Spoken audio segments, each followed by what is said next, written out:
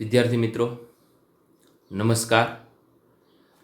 આપણે જે ચેપ્ટરની વાત કરતા હતા સજીવો અને વસ્તી, એમની અંદર સજીવોની અંદર થતી જે આંતરક્રિયા છે એ આંતરક્રિયાની વાત કરતા હતા. આ જે આંતરક્રિયા છે જેને આપણે ઇન્ટ્રેક્શન તરીકે પણ ઓળખીએ છીએ, તો આ જે ઇન્ટ્રેક્શન છે એ પોઝિટિવ પણ હોઈ શકે અને નેગેટિવ પણ હોઈ શકે એવી બાબતની આપણે વાર્તા કરતા હતા. હવે અહીંયા જે એક પ્લસ પ્લસનો સંબંધ છે, હવે પ્લસ પ્લસના બે સંબંધ હોય છે, એક પ્રોટો કોમ્પિટિશન અને બીજું સહોપકારિતા એટલે મ્યુચ્યુઆલિઝમ. એવો સંબંધ પરસ્પર ફાયદાનો સંબંધ છે, પરંતુ આ ફાયદાના સંબંધની અંદર ખાસ યાદ રાખવા જેવી બાબત છે કે બંનેને એવી રીતના જીવન જીવે કે કદાચ અલગ અલગ રહેવાનું થાય, અલગ અલગ જીવન જીવવાનું થાય, તો પણ એમનું જીવન વિતાવી શકશે.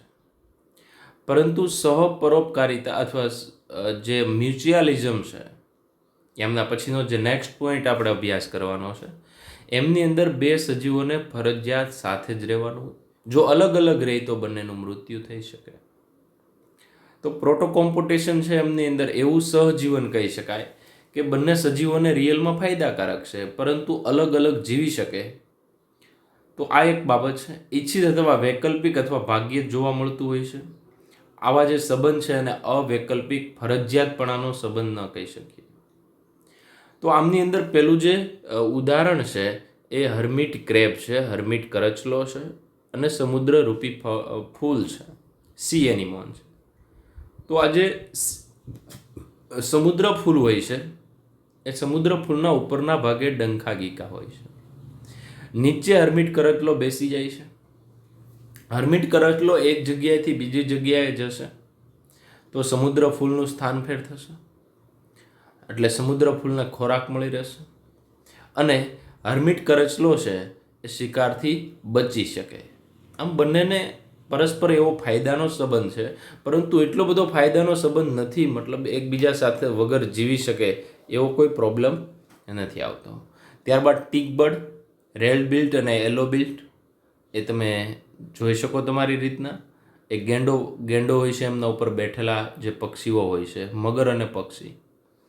તો આ જે ગેંડા ઉપરના જે પક્ષી છે, તો નાની નાની જીવાત જે ગેંડા ઉપર હોય છે એ ખાઈ જાય છે, પક્ષીને ખોરાક મળી રહે, ગેંડાની ઉપરની સાફ સફાઈ થઈ જાય. એવી જ રીતના મગર અને પક્ષી, જ્યારે મગર છે એમનું મોઢું ખુલ્લું હોય છે, ત્યારે પક્ષીઓ છે એમાંથી જે કાંઈ એમણે ખાધેલું હોય છે, જે ટુકડાઓ હોય છે એમના દાંતમાં, એ બધા ટુકડાઓનો ઉપયોગ કરે છે. પક્ષીને ખોરાક મળી રહે, મગરને સાફ સફાઈ. મતલબ આ જે બાબત, આવા જે સંબંધ છે એ બંનેને ફાયદાના સંબંધ છે. દાખલા તરીકે ભેંસ ઉપર બગલો બેઠો હોય તો બગલો છે એ જે ભેંસના કીટકો છે એમને ખાઈ જાય છે. ભેંસની મતલબ જે કંઈ કીટકોથી નુકસાન છે એ ઓછું થશે. આમ બંનેને પરસ્પર ફાયદાનો સંબંધ છે, પરંતુ એવું નથી કે ભેંસ હોય તો જ બગલો જીવી શકે, બગલો હોય તો જ ભેંસ જીવી શકે, એવું ન હોય. જો એવું હોય તો એ મ્યુચ્યુઆલિઝમમાં આવે, એને પ્રોટો કોમ્પિટિશન ન કહેવાય. તો હવે આપણે જે બાબતની વાત કરવાની છે એ નેક્સ્ટ પોઈન્ટ છે અને આપણા માટે અતિ ઇમ્પોર્ટન્ટ પોઈન્ટ છે. સહોપકારિતા. સહોપકારિતાનો મતલબ થાય મ્યુચ્યુઆલિઝમ. તો સહોપકારિતા છે એ મ્યુચ્યુઆલિઝમ મતલબ બંને જાતિ છે એમને પરસ્પર 100% ફાયદો છે. એવો ફાયદો છે કે કદાચ એકબીજાથી છૂટા પાડવામાં આવે તો મૃત્યુ થાય. હમણાં 6 ઉદાહરણનો અભ્યાસ કરવાનો છે અને બહુ ડિટેલમાં અભ્યાસ કરવાનો, જેથી તમને આજે ને આજે આવડી જાય. તો પેલું ઉદાહરણ છે લાઇકેન. તો આ લાઇકેન એટલે તમને સારી રીતના ખબર હશે. લાઇકેન એટલે ફૂગ અને લીલ છે, એ બંને વચ્ચેનો સંબંધ છે. તો અહીંયા જે આકૃતિ આપેલી છે એ આકૃતિ તમે જોઈ શકો છો. અહીંયા જે લીલા કલરનો ભાગ છે, આ જે બધા તમને જે લીલા કલરનો ભાગ દેખાય છે એ ભાગ લીલ છે. આના નીચે દેખાય છે, આ બધા તંતુ દેખાય છે, એ રિયલમાં ક્વક જાળ છે, હાઇફી જેને કહીએ છીએ. તો ક્વક જાળ છે એ રિયલમાં ફૂગની છે. ફૂગ છે એમના ઘટક છે એમને માઇકોબાઇન્ટ અને લીલ છે એમના ઘટકને ફાઇકોબાઇન્ટ તરીકે ઓળખવામાં આવે છે. કેમ કે લીલનો અભ્યાસ છે એમને ફાઇકોલોજી અને ફૂગ છે એમના અભ્યાસને માઇકોલોજી તરીકે ઓળખવામાં આવે છે. તો આજે તલસાણે નામના વૈજ્ઞાનિકે આ લાઇકેન વિશે વધારે અભ્યાસ કર્યો. અને બીજી બાબત કે આ જે ફૂગ છે એ ફૂગ અહીંયા નીચે ખાસ કરીને અહીંયા જે સ્તર હશે નીચે, તો અહીંયા જે સ્તર છે એક પ્રકારની જમીનનું સ્તર છે.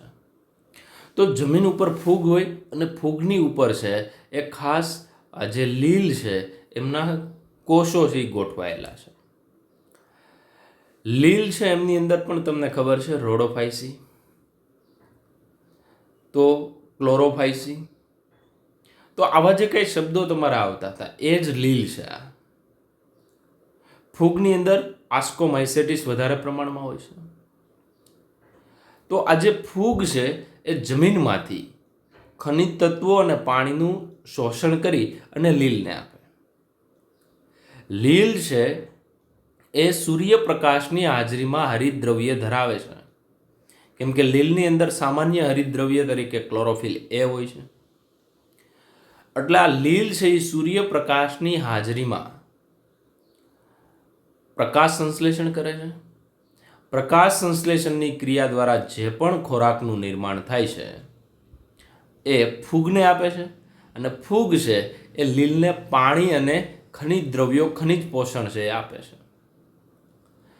લીલ છે એમના વૃદ્ધિ, વિકાસ અથવા તો બીજી જો કોઈ અલિંગી પ્રજનનની ક્રિયા છે લીલ માટે, તો એમના માટે પાણી અને ખનિજ દ્રવ્યો અને પ્રકાશ સંશ્લેષણથી બનતો ખોરાક આવશ્યક છે. પ્રકાશ સંશ્લેષણની અંદર પણ તમને ખબર છે કે ખાસ જે પાણીનું વિઘટન થાય છે એમના માટે પણ મેંગેનીઝ છે, ક્લોરીન છે, એમની જરૂર પડતી હોય છે. તો વિદ્યાર્થી મિત્રો, કહેવાનો મતલબ એમ છે કે એક ફૂગ છે સામે લીલ છે, બંને એવું જીવન જીવે બંને વગર કદાચ આમાંથી ફૂગને છૂટી પાડી દઈએ તો આ જે લીલ છે એ જીવી નહીં શકે. મતલબ આ જે પ્રકારનું જે સહજીવનમાંથી છૂટી પાડી દેશો તો લીલ જીવી નહીં શકે. કેમ કે લીલને પાણી અને ખનિજ દ્રવ્યો ક્યાંથી લાવશે? ફૂગ છે એ ખોરાક ક્યાંથી મેળવશે? તો આ લાઇકેનની વાત કરી. એક સિમ્પલ બાબત છે. લાઇકેન છે એ તમને કદાચ આગળના લેક્ચરમાં પણ તમે અભ્યાસ કર્યા હશે કે લાઇકેન છે એ પ્રદૂષણ સૂચક છે કે નહીં, ઇન્ડિકેટર છે કે નહીં, એ તમને ખ્યાલ હશે. બરોબર છે. એમના સિવાય આ જે લાઇકેન છે એ લાઇકેનના 3 પ્રકાર હોય છે. પરપટા પ્રકારની હોય છે, ક્ષુપિલ પ્રકારની હોય છે, પર્ણાપ પ્રકારની હોય છે. તો આ જે લાઇકેન છે એ લાઇકેન પર્યાવરણની અંદર કંઈક ફાયદો છે. ત્યારબાદ ઉપરની આપણે જે ટેક્સ્ટ બુકની અંદર વાત કરી છે એમની વાત કરીએ કે લાઇકેન એ ફૂગ અને પ્રકાશ સંશ્લેષણ કરતી લીલ અથવા તો સાયનોબેક્ટેરિયા વચ્ચેના ગાઢ સહોપકારી સંબંધનું પ્રતિનિધિત્વ, મતલબ સહજીવન કહી શકીએ. સહપરોપકારિતા એટલે એક પ્રકારનું સહજીવન થયું, મ્યુચ્યુઆલિઝમ. તો આજે આપણે સામાન્ય વાત કરી એ લાઇકેનની હતી. હવે આપણે આગળ વાત કરશું માઇકોરાઇઝા. માઇકોરાઇઝા પણ 2 શબ્દોનો બનેલો, આ પણ ધોરણ 11માં તમે ભણી ગયા છો. માઇકો એટલે કે ફૂગ અને રાઇઝા એટલે રૂટ. રૂટ એટલે કે મૂળ. તો માઇકો એટલે ફૂગ અને રાઇઝા એટલે મૂળ. તો ફૂગ અને મૂળ છે એમનું જે સહજીવન છે એમને માઇકોરાઇઝા તરીકે ઓળખાય છે. આગળ આપણે ધોરણ 11ની અંદર એવી વાત કરી હતી કે માઇકોરાઇઝા વગર પાઇનસના બીજ ક્યારેય અંકુરણ પામતા નથી. આ બાબત છે એમના વિશે આપણે ડિસ્કશન કર્યું હતું. તો આ જે ફૂગ છે એ ઉચ્ચ કક્ષાની વનસ્પતિ છે એમના મૂળ સાથે. તો અહીંયા તમને દેખાય છે કે આ જે મૂળ છે, આ ભાગ છે એ મૂળ છે, અને એમની ફરતેનું જે સફેદ કલરનું જે આવરણ છે એ ફૂગ છે. તો મૂળ અને ફૂગને શું લેવા દેવા?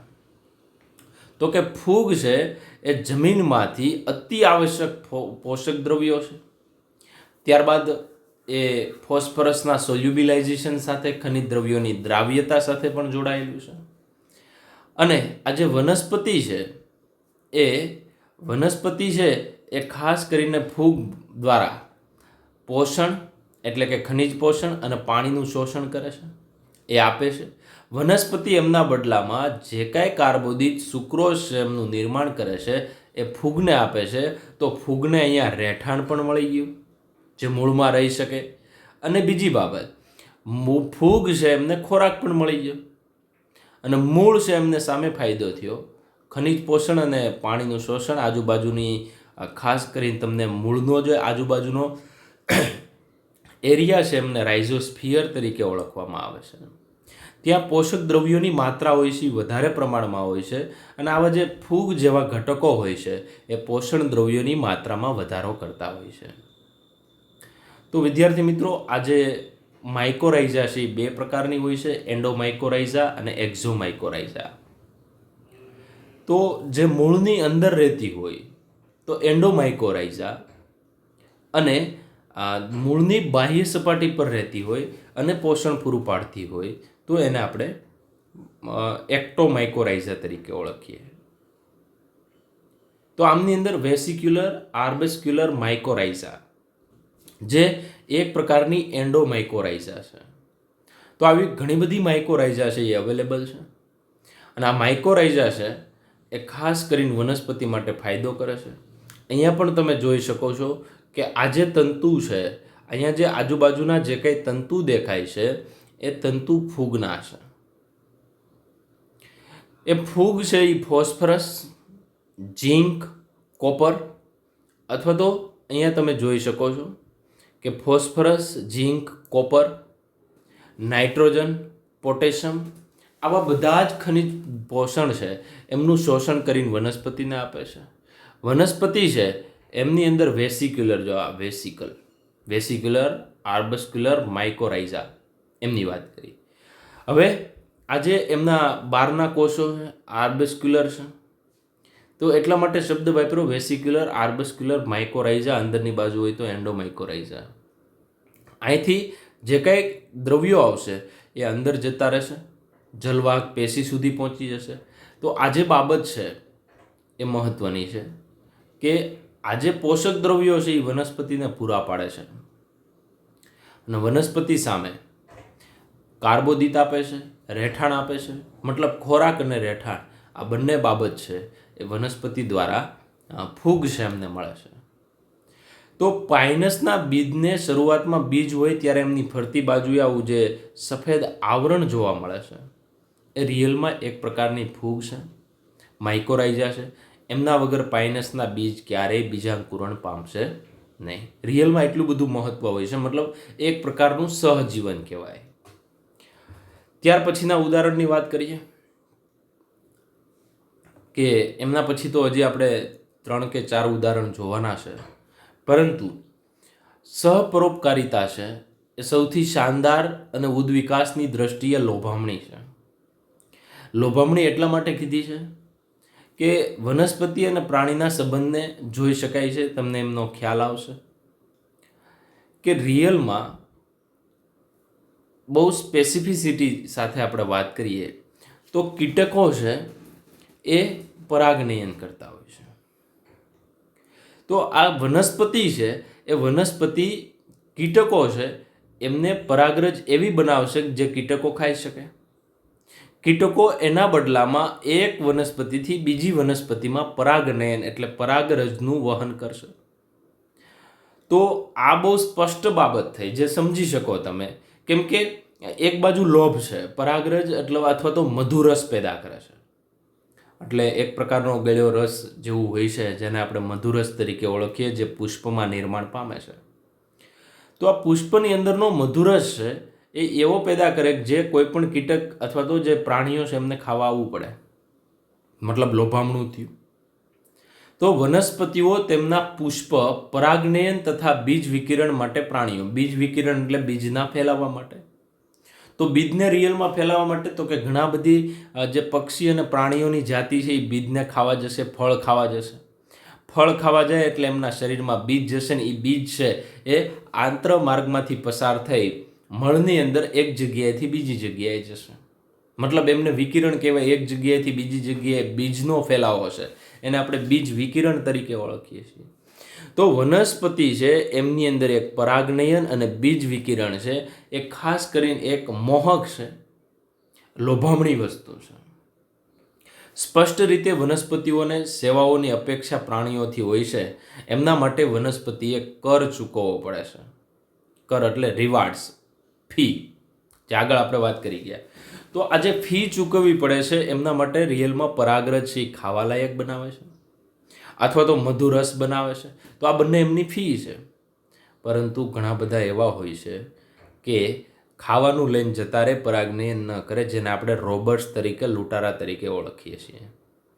તો આ જે લૂંટારા છે એમનું મુખ્ય કામ શું હોય છે?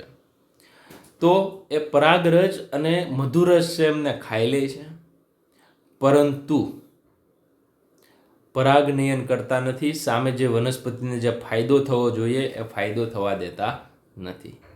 તો આવી જે સેવાઓ છે એ ખાસ કરીને વનસ્પતિ છે એ પ્રાણીઓથી, કીટકોથી રાખે છે, પરંતુ એમના બદલામાં ક્યાંક ને ક્યાંક ફી ચૂકવવી પડે. મતલબ વનસ્પતિ હોય તો એમને ફી ચૂકવવી પડે. તો આ એક બાબત બહુ સ્પષ્ટ છે કે વનસ્પતિને ખાસ મધુરસ અને પરાગરજની બાબતમાં ફી ચૂકવવી પડે. ટૂંકમાં ક્યાંય કામ મફતમાં નથી થતું, એમના જેવું છે. ત્યારબાદ વનસ્પતિઓમાં પરાગવાહકો, પરાગ અને મધુરસ, હમણાં મેં બે શબ્દની વાત કરી, અહીંયા લખેલા છે. પરાગ વાહકો અને મધુરસ તથા બીજ વિકિરણ, રસાળ અને પોષક ફળો. તો શા માટે રસાળ ફળો બનાવે, શા માટે પોષક ફળ બનાવે છે? જેમના તરફથી વનસ્પતિના પુરસ્કાર, રિયલમાં એમને બીજનું વિકિરણ કરવું છે. બીજનું વિકિરણ કરાવ્યું એટલે ફળ કેવા બનાવ્યા? તો કે મધુર બનાવ્યા, રસાળ બનાવ્યા, પોષણસભર બનાવ્યા. એટલે કોઈ એમને ખાવા આવે તો એમના શરીરમાં બીજ જાય, અને બીજ પાછા એવા હોય કે સામાન્ય રીતે એકાદ દિવસમાં બીજાંકુરણ પણ ન પામે. એક પ્રાણી બીજી જગ્યાએ જશે અને ત્યાં બીજ છે એમનો ફેલાવો કરશે. તો આ ક્રિયા વનસ્પતિમાં થાય છે. પરંતુ સહોપકારી એવા પરસ્પર લાભકારી તંત્રને છેતરનારા કે દગાખોરો, મેં હમણાં વાત કરી લૂંટારા, પણ થવી જોઈએ. ઉદાહરણ તરીકે એવા પ્રાણીઓ કે જે પરાગનયનની અંદર સહાયતા કર્યા વગર જ મધુરસ છે અથવા મધ છે, પરાગરસ છે, એમને ચોરી જાય છે. તો બધી વનસ્પતિ અને પ્રાણીઓ પારસ્પરિક ક્રિયાઓ ઘણીવાર એક સાથે ઉદ્વિકાસ પામ્યા હોય છે. એટલે કે પુષ્પ અને તેની પરાગવાહક જાતિ ઉદ્વિકાસ એકબીજા સાથે મજબૂતથી જોડાયેલો હોય છે. તો અહીંયા જે શબ્દ છે એ અહીંયા શબ્દ લાગુ પડશે પુષ્પ. તો પુષ્પ અને પરાગવાહી વાહક જાતિઓ છે ઉદ્વિકાસ અને એકબીજા સાથે મજબૂતાઈથી જોડાયેલો હોય છે. કઈ રીતના જોડાયેલો હોય છે જેમનું આગળ આપણે ડિસ્કસ કરીએ. હવે આ જોઈ શકો તમે કે અંજીરનું વૈજ્ઞાનિક નામ હવે તમને બધાને ખબર છે, જેને આપણે ફિગ ટ્રી, વડ જેવું હોય છે, વડનું ટેટુ આવે એવું જ એમની અંદર હોય છે. નજીકની સંબંધિત જાતિઓ છે, મતલબ એમની પ્રજાતિ એક જ છે. તો આ જે અંજીરનું વૃક્ષ અને ભમરી છે એમની વચ્ચે કંઈક આવું જ સહજીવન જોવા મળે. આ ઉદાહરણ નંબર 3 છે. તો આ જે અંજીરનું વૃક્ષ છે એમના જે પુષ્પ છે એ પુષ્પની અંદર તમે જોઈ શકો છો, આ પુષ્પની અંદર જે ભમરી છે, તો આ ભમરી ખાસ એમનું પરાગનયન કરે છે. અને આ પરાગનયન થાય તો જ ફલનની ક્રિયા થાય અને તો જ આગળ સંતતિ વધશે વનસ્પતિની. તો અહીંયા તમે જોઈ શકો કે આજે નાની નાની જે ભમરી છે એ પેદા થાય છે. કઈ રીતના પેદા થાય છે? તો કે આ જે અંજીરનું વૃક્ષ હતું એમનું જે ફળ છે એ ફળ છે એ રિયલમાં પુષ્પ છે, એ પુષ્પનું પરાગનયન આ ભમરી કરે છે. ભમરી છે એમના ઈંડા છે એ એમની અંદર જે અંડક છે એમની નજીક મૂકી દે છે. આ અંડકની નજીક જે ખાસ ઈંડા મૂક્યા છે એમાંથી નાની નાની ભમરી છે એ બનશે. એ જ્યારે જે એમના ડીંભ છે ખાસ કરીને એ જે અંજીરની અંદર જે કાંઈ આ પોષક જે બીજ હશે એમનો ખાસ ખોરાક તરીકે ઉપયોગ કરે છે. તો વનસ્પતિને અંજીરને જો જીવવું હોય તો ફરજિયાત ભમરીની જરૂર પડશે, અને ભમરીને જો જીવવું હોય તો ફરજિયાત અંજીરની જરૂર પડશે. તો આ બંનેનો પરસ્પર ફાયદાનો સંબંધ આપણે કહી શકીએ. તો એવી જ રીતના આ જે સંબંધ છે એ અંજીર અને ભમરી વચ્ચેનો સંબંધ છે અને એકબીજા સાથે બહુ મજબૂત સંબંધ ધરાવે છે.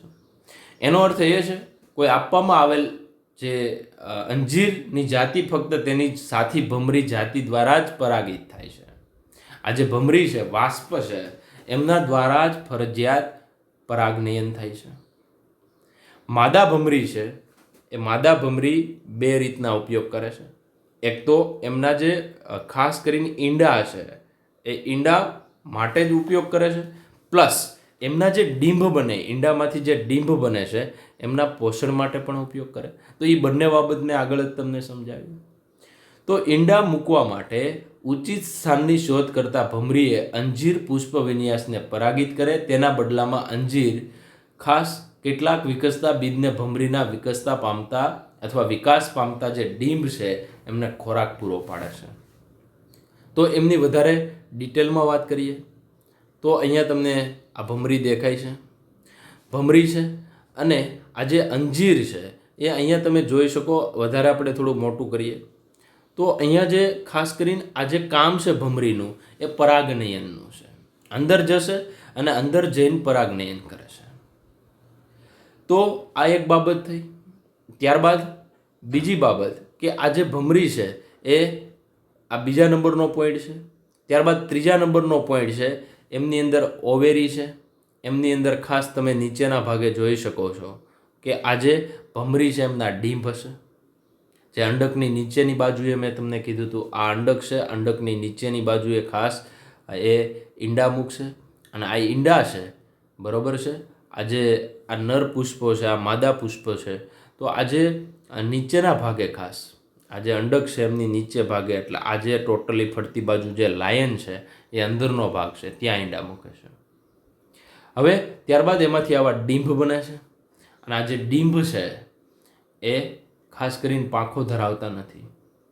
તો આ ડીંભ છે એમને પોષણ, આજે અંજીરનું ફળ હવે બનશે, કેમ કે અંદર છે એ એમના બીજ પર નિર્માણ થશે, ફલન થઈ ગયું, પરાગનયન થઈ ગયું, એમનો ઉપયોગ કરે છે. અને આવી નાની નાની ઘણી બધી ભમરીઓ બને છે. હવે ઘણીવાર તમે એવું જોયું હશે, આવું વડનું ટેટું પણ તમે લ્યો તો એની અંદર આમ ખોલો તો આવી નાની નાની ભમરી ઘણી બધી હોય. તો એવી જ રીતના અંજીર છે એમનું જે ટેટું કહીએ, શરૂઆતમાં ટેટું હોય, પછી એમને દબાવી અને જે રાઉન્ડ છે ગામમાં મળતા હોય છે એ બનાવતા હોય છે. તો આવી રીતના અંદર જે નાની નાની ભમરી છે એ આવી રીતના નિર્માણ પામે છે. એટલે આ બંનેનો જે સંબંધ છે અંજીરનો, ફિકસ, તો આ જે અંજીરનો સંબંધ છે એ ખાસ સહજીવન પ્રકારનો છે. સહોપકારિતા અથવા તો મ્યુચ્યુઅલિઝમ આપણે કહી શકીએ કે બંને પરસ્પર એકબીજા વગર જીવી શકતા નથી. ત્યારબાદ એક નવો પોઈન્ટ છે, સાવ સમજવા જેવો છે, લિંગી કપટ, કૂટ મૈથુન. આ જે કૂટ મૈથુન છે એ ખાસ સમજવા જેવું છે. પહેલાં હું તમને સમજાવી દઉં, પછી આપણે આગળ વાત કરીએ. અહીંયા ઓર્કિડ વનસ્પતિ છે એ ખૂબ જ વિવિધતા ધરાવે છે. મતલબ એના પુષ્પના આકાર છે એ પુષ્પના આકાર એકદમ અલગ પ્રકારના છે. એમના આકાર ખાસ, હવે તમને ખબર છે કીટકની અંદર બે હોય, નર હોય અને માદા હોય. હવે આ જે ઓર્કિડ વનસ્પતિ છે એ ખાસ એમના પુષ્પનો આકાર જે કીટકોના નર અને માદા છે એમના માદા જેવો આકાર બનાવે. એવી રીતના જે દલપત્રો છે એ દલપત્રો પણ પુષ્પ ઓર્કિડના એવી રીતના ગોઠવશે જે સેમ ટુ સેમ માદા સાથે મેચ થાય. માની લો અહીંયા જે આકૃતિમાં જોઈ શકો કે આ માદા છે અને આ પુષ્પ છે. જો બંને ઘણી બધી સમાનતા દર્શાવે છે. એટલા માટે હવે 100% ફાયદો વનસ્પતિને જ થાય. ઘણીવાર લૂંટારા હોય તેને 100% ફાયદો થતો હોય તો અહીંયા વનસ્પતિ છે એમને પણ 100% ફાયદો થાય છે. તો આ ઓર્કિડ વનસ્પતિ એમાંની એક છે જે 100% કીટક પાસેથી ફાયદો લે છે. આ જે ઓર્કિડ છે એ ઓર્કિડના જે પુષ્પ છે એમાંય ખાસ કરીને જે પુષ્પ એવા જે દલપત્ર વજ્રપત્ર એવી રીતના ગોઠવે છે કે જે કીટકો છે એમના માદાની આબેહૂબ નકલ હોય. આ પોઈન્ટ સમજવા જેવો. કોની નકલ કરે છે? તો કે માદાની નકલ હોય એવું લાગે. હવે નર જ્યારે પણ માદાની શોધમાં નીકળશે ત્યારે વચ્ચે એના આ પુષ્પ મળશે. તો આ પુષ્પ સાથે ખાસ કરીને પ્રજનન કરે છે અને એક જગ્યાએથી બીજી જગ્યાએ આવી રીતના પુષ્પ સાથે જોડાય અને પરાગરજ લઈ અને બીજી જગ્યાએ લઈ જાય છે. તો આવું જે કપટ કરે છે, વનસ્પતિ કપટ કરે છે, પ્રજનન માટેનું કપટ છે, એટલા માટે આપણે એમને લિંગી કપટ સેક્સ્યુઅલ ડેસિટ તરીકે ઓળખીએ છીએ. અથવા તો આ ખોટા પ્રકારનું મૈથુન થાય છે એટલા માટે આપણે કૂટ મૈથુન તરીકે ઓળખીએ છીએ. તો આવું તમે ઘણી બધી પહેલાં તો એ વસ્તુ ઓબ્ઝર્વ કરો કે અહીંયા આજે તમારી બુક પ્રમાણે ઓર્કિડ જે પુષ્પ છે એમના ઉપર મધમાખી એક પરાગવાહક તરીકે છે. શા માટે અહીંયા મધમાખી જાય છે? તો મધમાખીને આકર્ષવા માટે ઘણી વનસ્પતિ મધુરસ અને સુવાસ ને સુગંધ ને પરાગરજ ખાવા લાયક ને આ તો બનાવે છે. આમને તો આખું પુષ્પ છે એ ખાસ કરીને માદા જેવું બનાવી દીધું એટલે નર છે એ આકર્ષિત થઈને આવે. બીજી બાબત અહીંયા તમે જોઈ શકો છો કે આજે પુષ્પ છે એ પુષ્પની સાથે નર છે એ જોડાય છે, કૂટ મૈથુન કરે છે. અને બીજું આજે ખાસ કરીને ઓર્કિડની વનસ્પતિ છે એ ભૂમધ્ય જે ભાગ છે ત્યાં જોવા મળે છે. તો આજે તમને એકદમ એવું લાગશે કે આજે કીટક છે એમની માદા જેવું બંધારણ છે. મતલબ એ દલપત્રની રીતે પણ એવી રીતના ગોઠવાયેલું, વજ્રપત્ર પણ એવી રીતના ગોઠવાયેલા હશે. કેમ કે ઓર્કિડ છે એ આખી દુનિયામાં ખૂબ જ વિવિધતા ધરાવે છે. એમની થોડીક વિવિધતાની અહીંયા આપણે ડિટેલમાં વાત કરીએ તો આજે પેલું પુષ્પ તમને દેખાય છે, જોઈ લે, આ એમની વિવિધતા છે એકદમ અલગ પ્રકારનું. ત્યારબાદ અહીંયા તમને સેકન્ડ નંબર છે એ સેકન્ડ નંબર જોઈ શકો, મંકી ઓર્કિડ છે.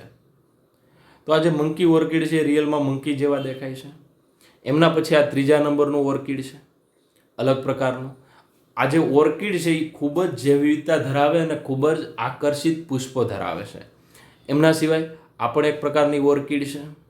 અને નીચેની વાત કરું તો અહીંયા ઓર્કિડ તમે જોઈ શકો, તમને લાગે પક્ષી છે. આ જોઈને કોઈ પક્ષી આવવાનું, પરાગનયન કરી જવાનું. ત્યારબાદ આ જે વનસ્પતિ છે એ પણ એક પ્રકારનું ફ્લાવર દર્શાવે છે. અહીંયા તમે જોઈ શકો એના પુકેસર, સ્ત્રી કેસર. એમના સિવાય આ બાજુની વનસ્પતિ, આ જે વનસ્પતિના પુષ્પો જ છે, આ બધા ઓર્કિડ છે. અહીંયા પણ તમે જોઈ શકો આ ફ્લાવર ગોઠવાયેલા છે. તો આ બધી રિયલમાં ઓર્કિડ છે એ ખૂબ જ જૈવ વિવિધતા ધરાવે છે. તો મેં તમને વાત કરી જે લિંગી કપટની વાત કરી એની આપણે હવે વાત કરીએ. તો ઓર્કિડ વનસ્પતિ છે એ બુકમાં અહીંયા જે લખેલું છે તમારી બાબત, એટલે કદાચ એકાદ શબ્દ હોય ભૂલાઈ જતો હોય તો એ ભૂલાય નહીં, એ બાબતથી જોઈએ છે કે ઓર્કિડ છે એ પુષ્પીય ભાતો, તમને આમ અંદરથી અલગપણું દર્શાવે એવું મેં તમને હમણાં ફોટોગ્રાફ દેખાડ્યા. એ કરતી વિવિધતા ધરાવે છે. અને સાચા પરાગ વાહક કીટકો છે એમાંય મધમાખી છે અને ભમરા છે, બી એન્ડ બમ્બલ બી ને આકર્ષિત કરવા માટે વિકસિત થઈ કે જેના દ્વારા 100% ખાતરીપૂર્વકનું પરાગનયનની ગેરંટી આપે. મતલબ 100% પરાગનયન થાય જ એવા એમના પુષ્પો છે. આ બધા ઓર્કિડ છે એ પુરસ્કાર પ્રદાન કરતા નથી. મતલબ આ લૂંટારાથી એકદમ ઓપોઝિટ છે. જે રોબર્સ હતા એમનાથી 100% ઓપોઝિટ છે. અહીંયા ઓર્કિડ છે એ એક પણ જાતનો પુરસ્કાર નથી આપતા, નથી મધ બનાવતા, નથી પરાગરજ ખાવા લાયક બનાવતા. આ વસ્તુ ઊંધી છે. ઓલા વખતે કીટકો છે એ વનસ્પતિને રમાડતા હતા અને આ વખતે આજે ઓર્કિડ વનસ્પતિ છે એ કીટકોને રમાડે છે. તો શેરને માથે સવા છે, એના જેવું થઈ શકે. તો ભૂમધ્ય સામુદ્રિક ઓર્કિડ છે એ ભૂમધ્ય સામુદ્રિક ઓર્કિડ છે એ મધમાખીની જાતિઓ દ્વારા પરાગનયન કરાવવા માટે લિંગી કપટનો સહારો લે છે. લિંગી કપટ એટલે કઈ રીતના? તો કે તો તેના પુષ્પની જે દલપત્રની એક પાંખડી અથવા તો કદ, રંગ, નિશાની એ માદા મધમાખી સાથે ખૂબ જ વિચિત્ર સામ્યતા ધરાવે છે.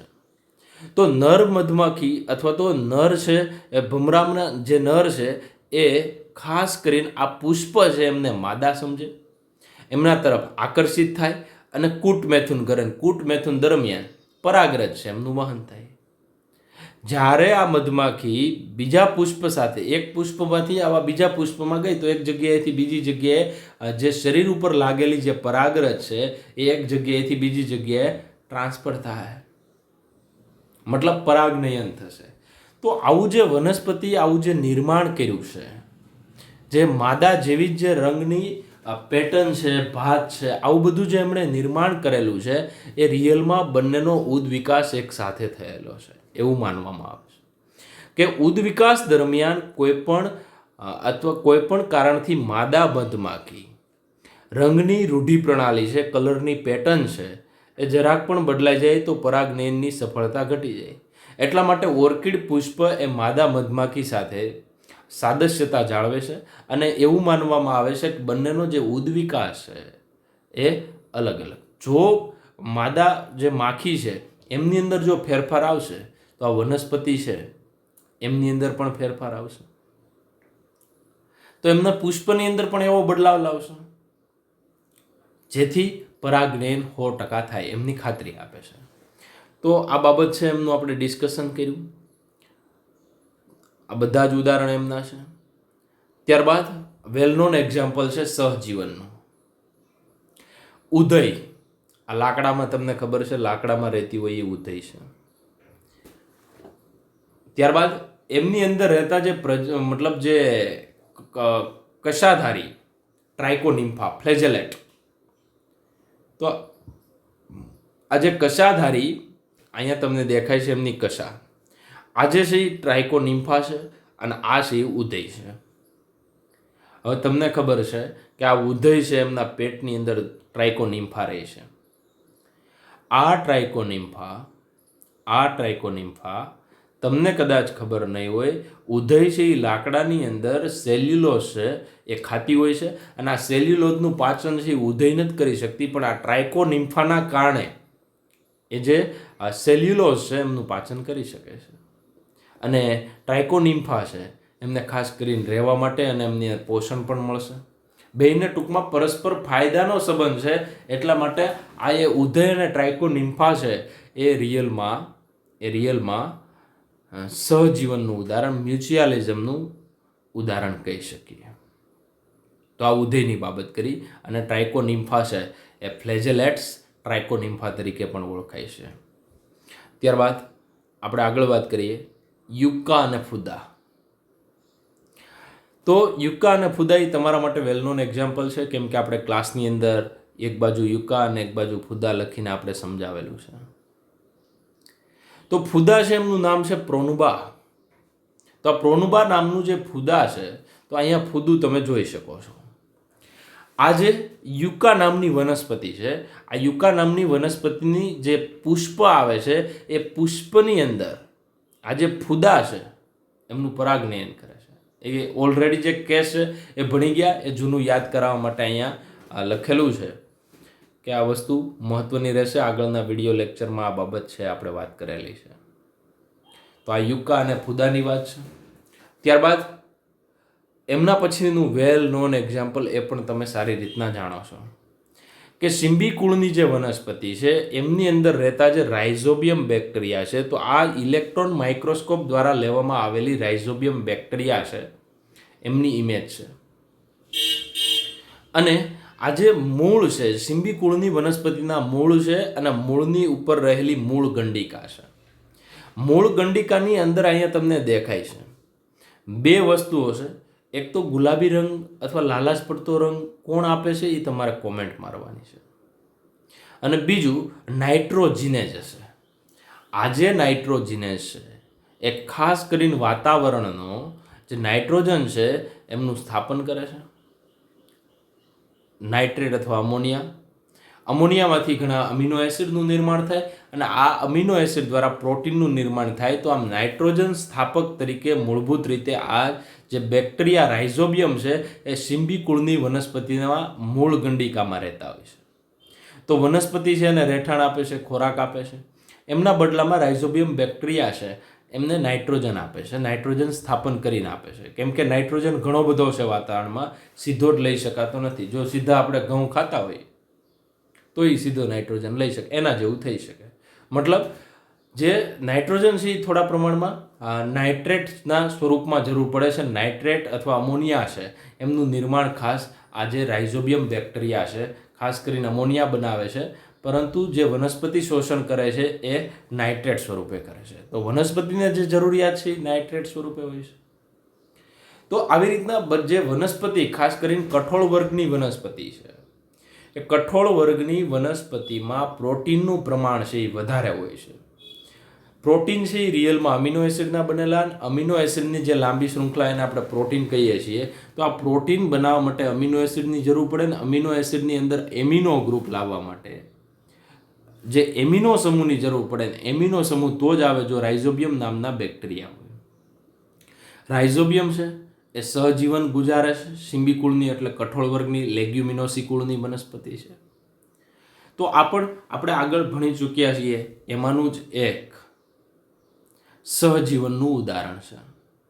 તો અહીંયા સુધીમાં આપણે જે કાંઈ સહજીવનના ઉદાહરણ આવતા હતા એમનો આપણે અભ્યાસ કરી લીધો.